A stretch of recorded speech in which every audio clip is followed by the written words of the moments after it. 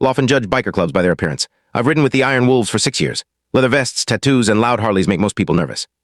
A cold November night around 2 a.m., we stopped at a small gas station in central Pennsylvania after a long ride home from a rally. The place was nearly empty. That's when our road captain, Brick, noticed a little girl sitting alone on the curb. Looked about 6 years old, wearing only thin pajamas with no shoes or coat, clutching an old stuffed rabbit. No adult was anywhere nearby. Rick, a huge tattooed biker who looked intimidating to almost everyone, quietly walked over and sat beside her. "That's a nice rabbit," he said. "What's its name?"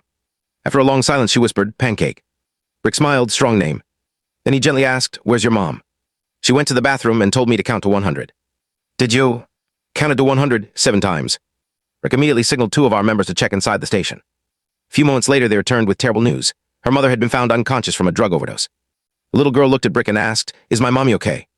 Without frightening her, he calmly replied, "Some people are coming to help her. Until then, you and Pancake can stay with me." While one of us called 911, Brick stayed beside her, talking about her rabbit, school, and favorite cartoons.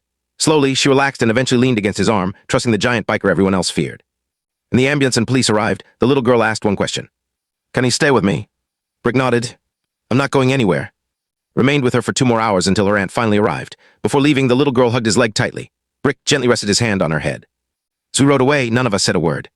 Later, I asked Brick, "How did you notice her when none of us did?" Quietly pulled down his collar, revealing a faded tattoo of a stuffed rabbit.